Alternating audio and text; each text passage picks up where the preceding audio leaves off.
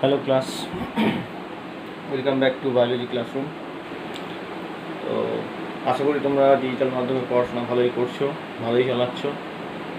এই ভিডিওগুলো তোমরা দেখছো, ভিডিওগুলোর মধ্যে যদি তোমাদের কোথাও কোনো বুঝতে অসুবিধা হয় তোমরা কমেন্ট বক্সে আমাকে জানাতে পারো, সেইটা নিয়ে আমি আর একটা ভিডিও করতে পারি। তো যাই হোক, আমরা এতদিন জেনেছিলাম সেল ডিভিশনের টাইপস, এই পর্যন্ত আমাদের হয়েছিল। আজকে আমাদের টপিক হলো সেল সাইকেল বা কোষ চক্র। জিনিসটা কি না, আমরা জানি কোষ বিভাজন একটা ধারাবাহিক প্রক্রিয়া।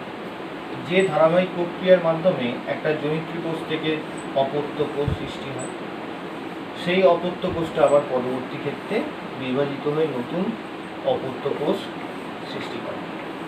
এইভাবে কোষ বিভাজন চলতেই থাকে। তাহলে কোষ চক্র জিনিসটা আসছে কোথা থেকে?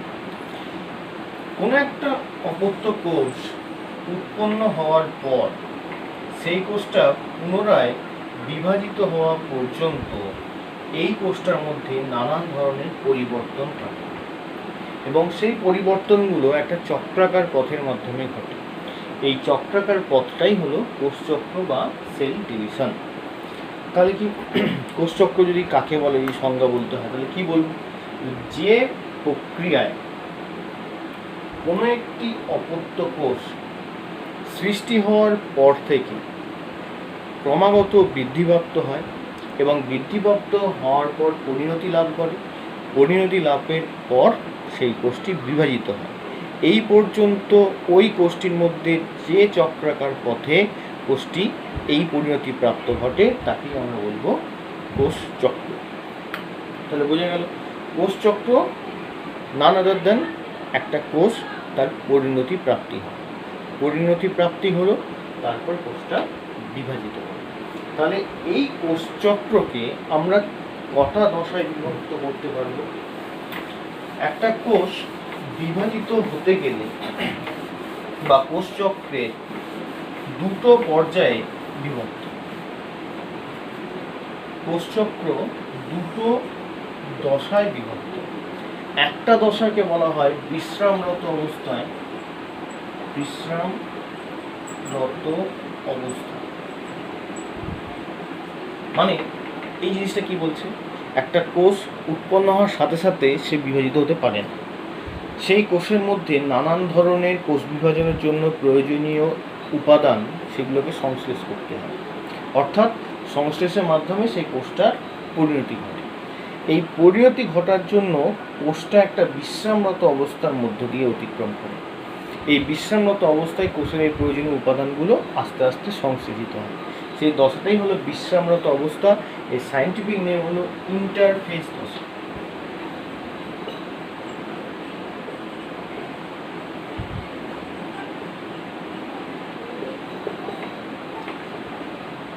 আর একটা দশা, সেটাকে বলা হয় বিভাজন দশা।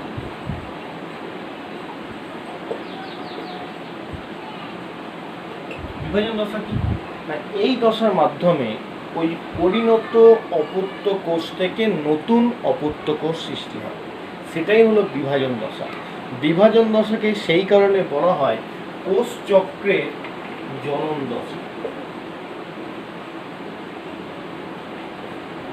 জনন বলতে কি বোঝায় না, যে প্রক্রিয়ার মাধ্যমে কোনো একটা জীব থেকে, মাতৃজীব থেকে নতুন অপত্যের সৃষ্টি হবে, তাকে আমরা বলে থাকি জনন। তো এই বিভাজনরত দশায় কি হচ্ছে, একটা মাতৃকোষ, পরিণত মাতৃকোষ, সেটা বিভাজিত হয়ে নতুন অপত্য কোষের জন্ম দিচ্ছে, সৃষ্টি করছে। সেই কারণে বিভাজন দশাকে কোষচক্রের জনন দশা বলা হয়ে থাকে। তো এই সমস্ত দশাটা কমপ্লিট করতে কত সময় লাগে? মেজর টাইমটা, কোষচক্রের মেজর টাইমটা স্পেন্ড হয় ইন্টারফেজ দশায়। প্রায় 97% সময় অতিবাহিত হয় বিশ্রামরত অবস্থায় এবং বাকি 3% সময়ে এই বিভাজন দশা সম্পন্ন হয়। বোঝা গেল? তাহলে কোষচক্রের এই একটা সার্বিক ধারণা। কিন্তু এর দশাগুলোকে নিয়ে বিজ্ঞানী হাওয়ার্ড এবং পেল্ক এদেরকে কতগুলো নামে ভাগ করেছিল। কি কি নাম? ইন্টারফেজ দশাকে তিনি 3টে নামে চিহ্নিত করেন, G1 S and G2, G1 S and G2। বিভাজন দশার নাম দেন মাইটোটিক দশা বা বিভাজন দশা। বলে রাখি, মাইটোটিক দশা দুটো অংশ নিয়ে গঠিত, দুটো দশা নিয়ে গঠিত। আমরা পড়ে এসেছি, একটা ক্যারিওকাইনেসিস আর একটা সাইটোকাইনেসিস। তিনি এই ক্যারিওকাইনেসিস অর্থাৎ নিউক্লিয়াসের বিভাজনকে 4টি উপদশায় ভাগ করলেন, prophase, metaphase, anaphase and telophase. বোঝা গেল? তাহলে বিজ্ঞানী হাওয়ার্ড এবং পেল কোষচক্রকে কি কি পর্যায়ে ভাগ করলেন? প্রথম থেকে নাম্বার 1 G1 দশা, নাম্বার 2 S দশা, নাম্বার 3 G2 দশা এবং মাইটোটিক দশার ক্যারিওকাইনেসিসকে 4টি উপদশায় ভাগ করলেন, যথা প্রোফেজ, মেটাফেজ, অ্যানাফেজ ও টেলোফেজ। তাহলে কোষচক্রকে যদি আমরা একটা বৃত্তাকারে আঁকার চেষ্টা করি, তাহলে কেমন দাঁড়াবে যে কোষচক্রের ছবিটা একবার দেখে নেওয়া যাক।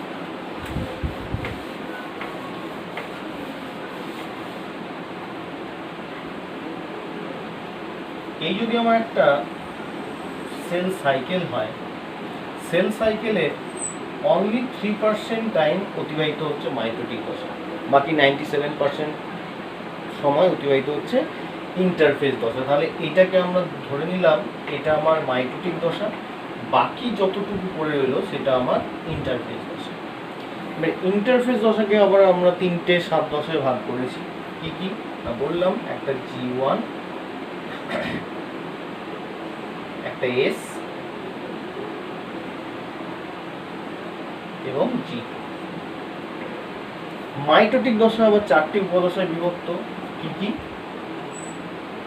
Prophase, metaphase, anaphase, telophase. তাহলে কোষচক্রকে আমরা যদি চিত্রাকারে আঁকার চেষ্টা করি, তাহলে ছবিটা একটা এইভাবে দাঁড়ায়। একটা অপত্য কোষ সৃষ্টির পর থেকে তার পরিণতি এইভাবে করতে থাকে। প্রথমে কোষটা G1 দশায় প্রবেশ করে, G1 দশায় প্রবেশ করার পর সেখানে G1 দশার বিভিন্ন বৈশিষ্ট্য আছে, G1 দশার বিভিন্ন তাৎপর্য আছে, সেটা একটু পরে আলোচনা করছি। G1 দশা কমপ্লিট হওয়ার পর সেই কোষটা S দশায় প্রবেশ করে, S দশায় প্রবেশ করার পর সেই কোষটা প্রবেশ করে G2 দশায়। G2 দশায় প্রবেশ করার পর কোষটা সম্পূর্ণভাবে পরিণতি লাভ করে। কিসের জন্য? বিভাজনের জন্য। কোষটা বিভাজনের জন্য পরিণতি লাভ করলো এবং কোষটা মাইটোটিক দশায় প্রবেশ করলো। মাইটোটিক দশায় প্রবেশ করার পর নিউক্লিয়াসের বিভাজন প্রথমে শুরু হয়। নিউক্লিয়াসের বিভাজন স্টার্ট হয় প্রোফেজ উপদশা দিয়ে, তারপর মেটাফেজ, তারপর অ্যানাফেজ এবং সর্বশেষে টেলোফেজ। এই 4টি উপদশার মাধ্যমে নিউক্লিয়াসের বিভাজন কমপ্লিট হয়। নিউক্লিয়াসের বিভাজন কমপ্লিট হওয়ার পর কোষটার সাইটোকাইনেসিস ঘটে। সাইটোকাইনেসিস ঘটলো এবং ওই কোষটা থেকে দুটো অপত্য কোষের সৃষ্টি হয়। এই হলো কোষচক্রের একটা সাধারণ রূপরেখা। আশা করি তোমাদের বুঝতে কোথাও অসুবিধা হয় না, তোমরা আশা করি এটা বুঝতে পেরেছো। এবার এই কোষচক্রের বিভিন্ন দশাগুলো সবার ক্ষেত্রে কিন্তু আবার এক হয় না, বিভিন্ন প্রাণীর ক্ষেত্রে, বিভিন্ন উদ্ভিদের ক্ষেত্রে ভিন্ন ভিন্ন হয়। সেটার উপর আবার কিছু পরিবেশের একটা ভূমিকা থাকে। পরিবেশের ভূমিকার উপর কোষচক্রের টাইমিং নির্ভর করে এবং তার উপকূল পরিবেশে কোষটা তার স্বাভাবিক পরিণতি ঘটে। প্রতিকূল পরিবেশে সেই কোষটার মধ্যে এই কোষচক্র কিছুটা বিঘ্নিত হয়। তো এটা আশা করি তোমরা বুঝতে পেরেছো। এরপর আমাদের একে একে আলোচনায় যাব, কোনটা G1 কাকে বলে, S কাকে বলে, G2 কাকে বলে, প্রত্যেকটা তাৎপর্য কী, এবং সর্বশেষে আমরা মাইটোটিক দশায় যাব। তাহলে এর পরবর্তী আসা যাক G1 দশা কি, G1 দশার বৈশিষ্ট্য এবং ও তাৎপর্য। তাহলে এখন প্রশ্ন হচ্ছে ইন্টারফেজ কাকে বলে। তাহলে ইন্টারফেজ কাকে বলে তার সংজ্ঞা যদি বলতে হয়, প্রথমে বলতে হবে কোনো একটি কোষ সৃষ্টি হওয়ার পর থেকে পরবর্তী বিভাজনের পূর্ব পর্যন্ত, মানে পরবর্তী কোষ বিভাজন হওয়ার আগে পর্যন্ত যে ধারাবাহিক পর্যায়ের মাধ্যমে কোষটার পরিণতি প্রাপ্তি হয় এবং কোষ বিভাজনের জন্য প্রয়োজনীয় উপাদান সংশ্লেষিত হয়, সেই দশাকে আমরা বলবো ইন্টারফেজ দশা।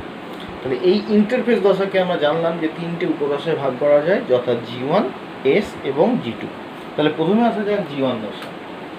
G1 দশায় কোষের বিভিন্ন কোষীয় অঙ্গাণু যেমন মাইটোকন্ড্রিয়া, গলগি বস্তু, এন্ডোপ্লাজমিক রেটিকিউলাম, রাইবোজোম, ভ্যাকুওল ইত্যাদি কোষীয় অঙ্গাণুগুলো প্রচুর পরিমাণে সংশ্লেষিত হয়। 2, কোষের মধ্যে বিভিন্ন প্রকারের RNA সৃষ্টি হয়, সংশ্লেষিত হয়। যেমন কি কি RNA? mRNA, rRNA, tRNA, এই সমস্ত RNA গুলো সংশ্লেষিত হতে থাকে। 3, RNA সংশ্লেষিত হওয়ার পর কোষ বিভাজনের জন্য প্রয়োজনীয় বিভিন্ন প্রোটিন উপাদানেরও সংশ্লেষ এখানে ঘটতে থাকে, যে উপাদানগুলো পরবর্তী উপদশা অর্থাৎ এস দশায় ডিএনএ রেপ্লিকেশন ঘটাতে সাহায্য করে। তাহলে G1 দশার বৈশিষ্ট্যগুলো কি কি? 1, কোষীয় অঙ্গাণুগুলো উৎপন্ন হতে সাহায্য করা। 2, বিভিন্ন প্রকারের RNA সৃষ্টিতে সাহায্য করা। এবং 3, ডিএনএ সংশ্লেষের জন্য প্রয়োজনীয় উপাদান ও তার প্রোটিনগুলো সংশ্লেষ করতে সাহায্য করা। তাহলে এবার আসা যাক এস দশার বৈশিষ্ট্যগুলো কি কি। এস দশার প্রধান বৈশিষ্ট্য হচ্ছে ডিএনএ রেপ্লিকেশন।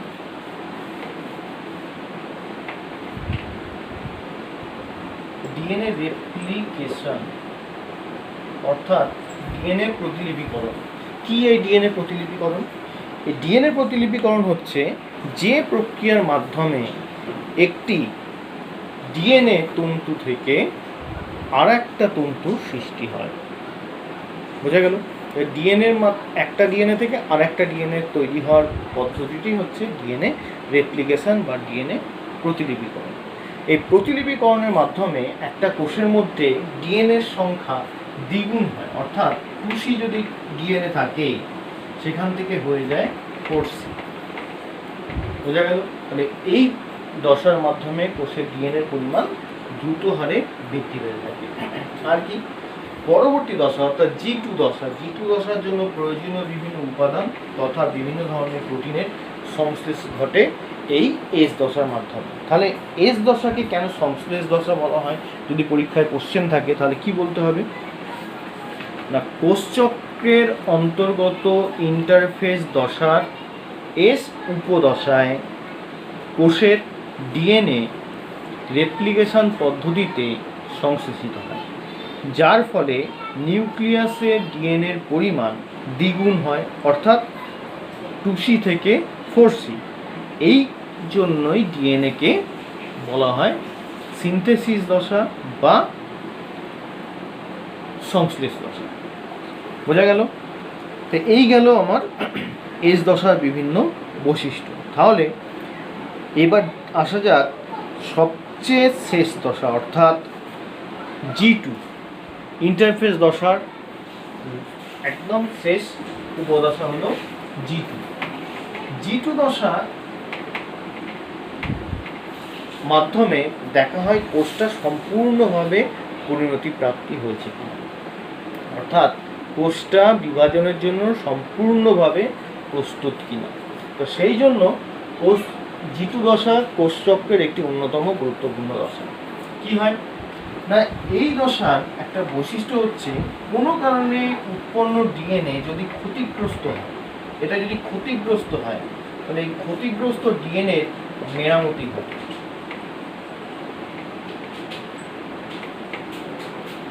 বোঝা গেল? মেরামতি ঘটে। 2, কোষটা বিভাজনের জন্য যে স্বাভাবিক আকার এবং আয়তনের দরকার হয় সেই স্বাভাবিক আকার আয়তন প্রদান করে G2 দশা। G2 দশায় দেখা হয় যে কোষটা বিভাজনের জন্য সঠিক আকার প্রাপ্ত হয়েছে কিনা। সঠিক আকার বলতে কি বোঝায় না, কোষের একটা বিভাজনের জন্য রেশিও থাকে, সাইটোপ্লাজম মিষ্টু বিভিন্ন কোষীয় উপাদান, সেই রেশিওটা এখানে মেনটেন হচ্ছে কিনা সেটা দেখা হয় G2 উপদশায়। নেক্সট, G1 দশায় যে কোষীয় অঙ্গাণুগুলো উৎপন্ন হয়েছিল সেই কোষীয় অঙ্গাণুগুলো এবার এখানে বিভাজন ঘটে, অর্থাৎ সেইগুলোর সক্রিয়করণ ঘটে। সেই সক্রিয়করণের মাধ্যমে ওই কোষীয় অঙ্গাণুগুলো পরবর্তী কোষ বিভাজনে বা ওই কোষচক্রের পরবর্তী দশা অর্থাৎ মাইটোটিক কোষ বিভাজন দশায় সাহায্য করে। তো বোঝা গেল?